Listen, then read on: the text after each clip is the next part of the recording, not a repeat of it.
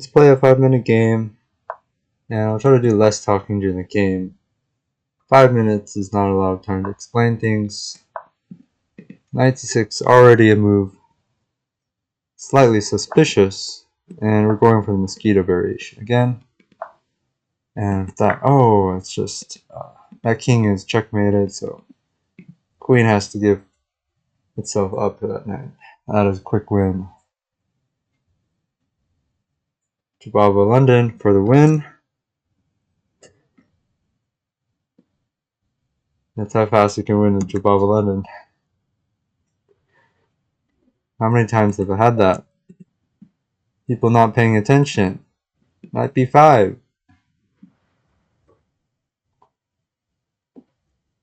Let's roll this from the beginning. d4, d5, knight c3. Knight c6 is a little bit, I would say, surprising.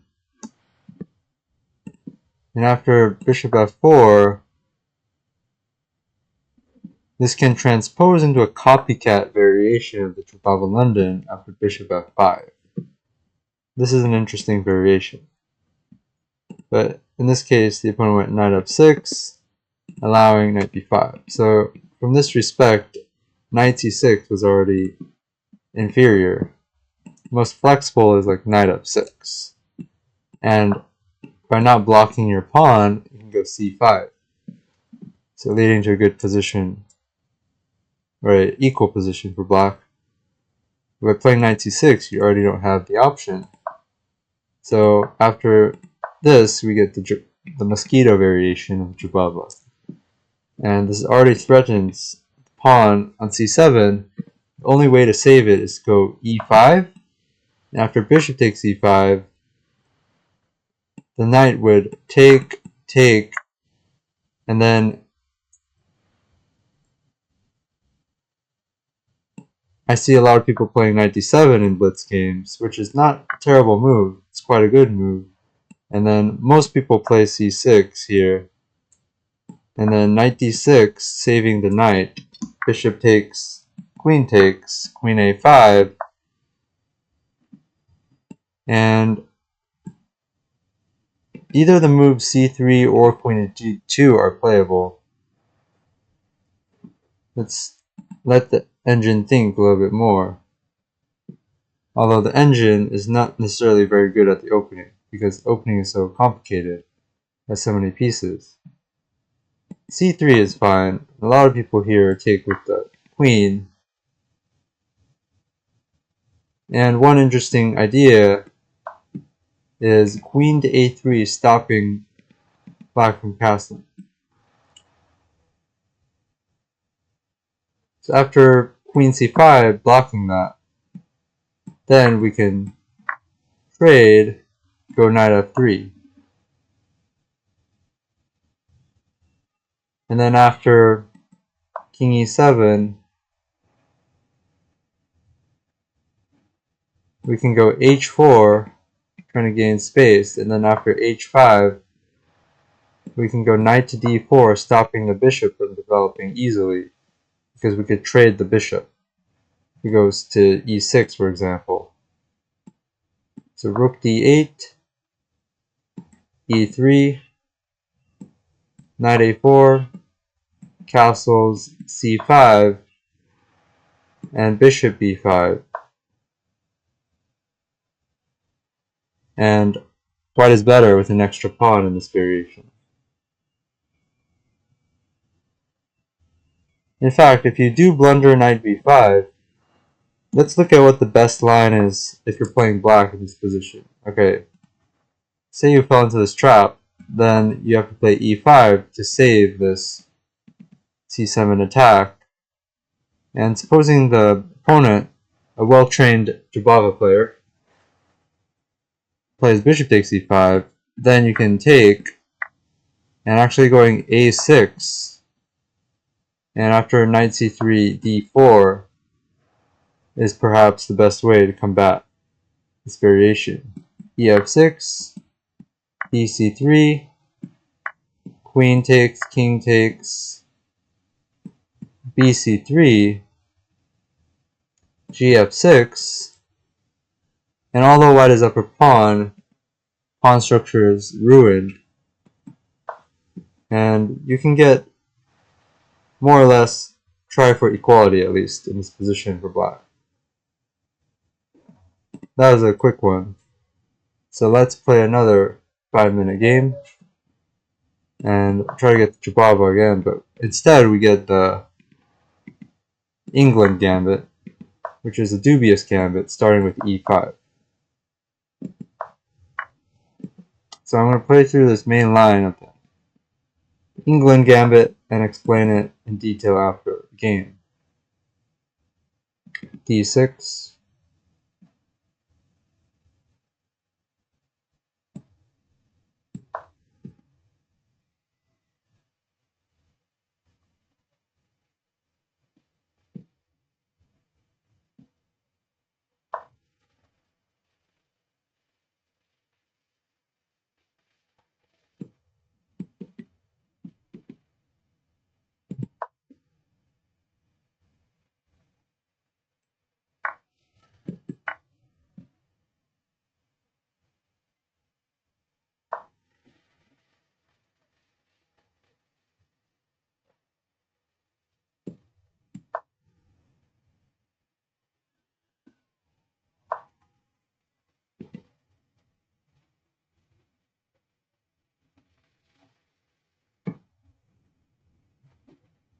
Here maybe I should have played queen d4 right away, because if they castle then queen a7.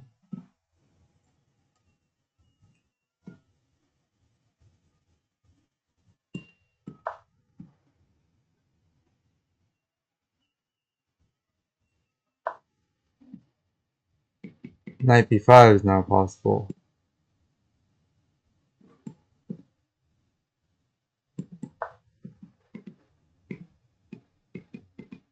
Going for that one. Bishop takes, c5, and you know what? I see a move. It's good move. Good looking move. Queen takes c5. But then there's knight h5.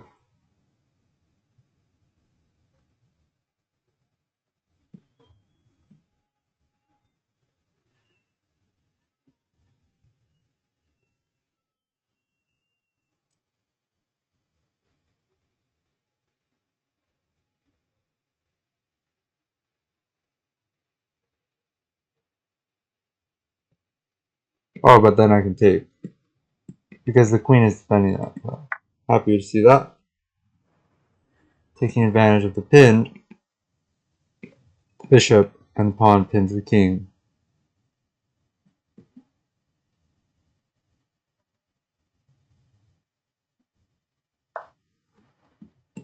Now they definitely want this.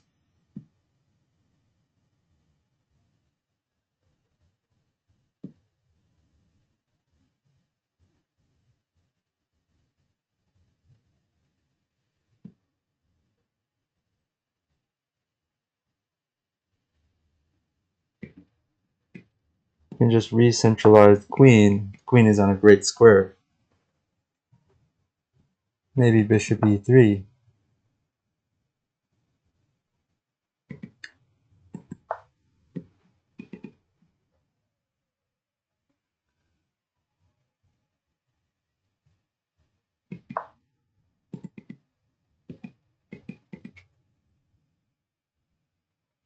Now we have a new idea. a4, a5. We also have the idea of just tripling. Tripling or going, swinging the rook over for the attack.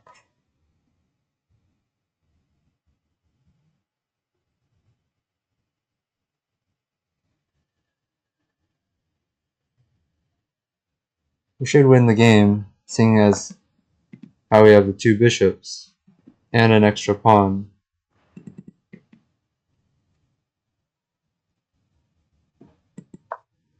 We're trying to go queen c5 to trade queens, but we don't have to let them get that. Queen there.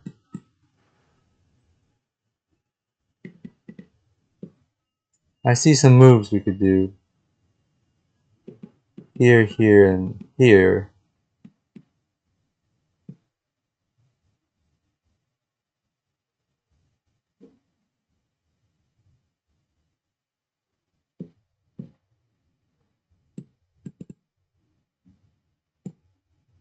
Alright, let's go for it. Something like this. We don't necessarily have to go for those moves.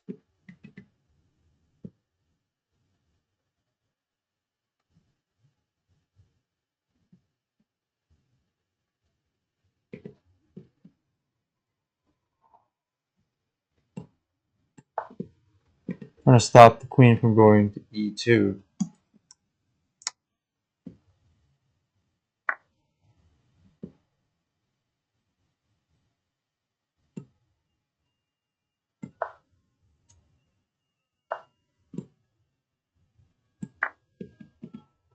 Game should be over soon.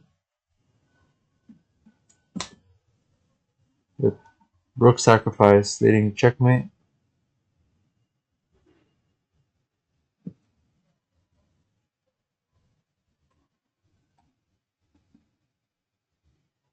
And we'll analyze the game afterwards, see if I did anything wrong and what I did right. And we can do a deep dive on the Englund gambit. The game is essentially over here. After the sacrifice, rook takes a7, I'm weakening this pawn on b6. So if black takes, then I take this pawn, checkmate.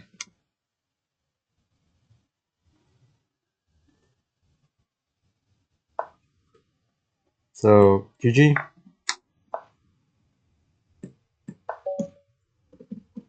Checkmate. And let's look at the analysis board.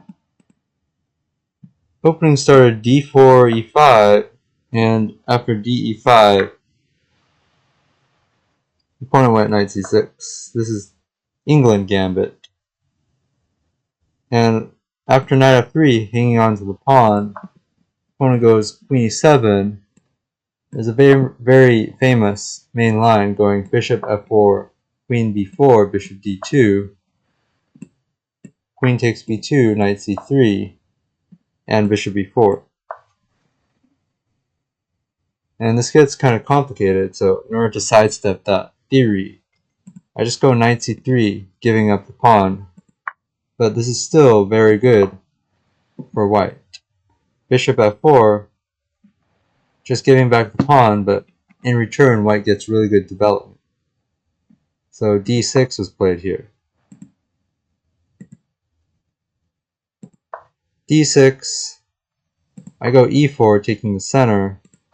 After knight f6, I go queen d2, but as I mentioned in the game, I think, queen d4 was better because now if black goes something like this, just a random move, and castles, the queen can take the pawn, so which is why queen d4 is more accurate. And queen d4 also pressures the knight, forcing it to make a decision, or else we'll capture it next turn. So slight improvement, I should have played queen d4 there, but I played queen d2. Anyways, it's not a big deal. White still has a really good position.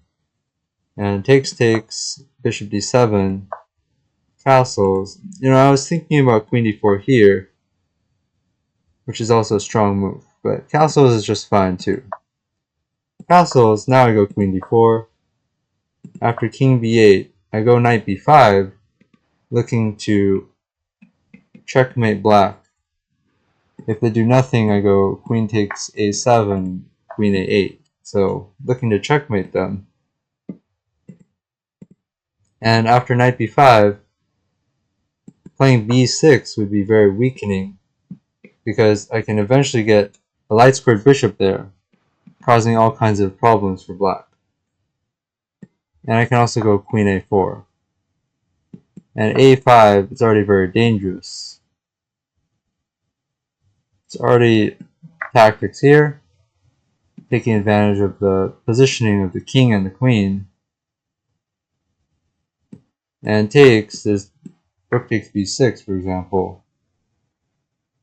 And just amazing tactics, bishop h3. If you go here, I line this up for a checkmate, and if you go here, you're here. It's amazing. So b6 is too weakening. Therefore, my opponent took my knight, which is best move, but now I get the bishop pair also. And also an advantage of queen d4 is my rook can go over here and participate in the attack that way. So bishop takes b5, c5, again another very weakening move. And also it's bad because queen takes c5. And in the game I was calculating, oh, what if the knight goes here? Now my bishop finds it hard to stay on the diagonal.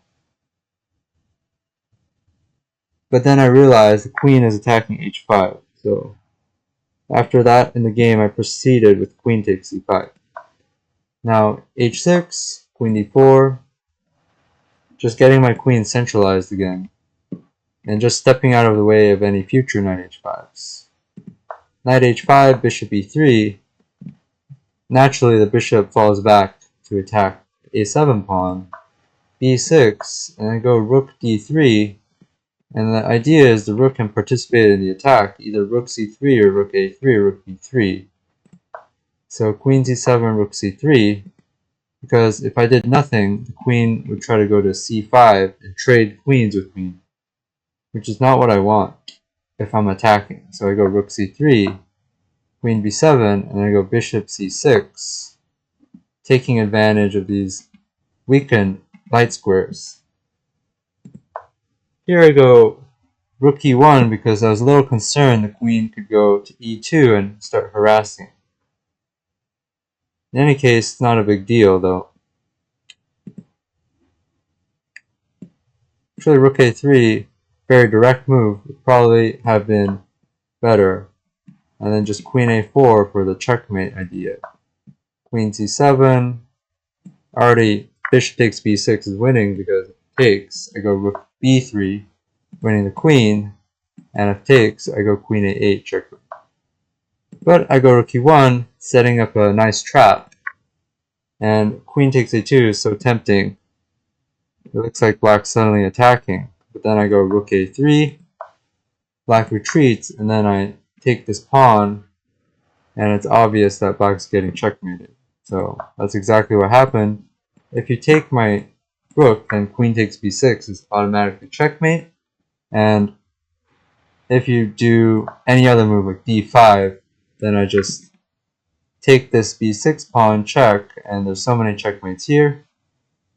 There's queen b7 checkmate, there's queen c7 checkmate, rook a8 checkmate, or even rook to c7 checkmate. But I chose one that was straightforward for me, queen c7. It's a good game to my opponent here. Hope that was an excellent lesson in the Englund gambit, how to combat the Englund gambit as white, as a d4 player.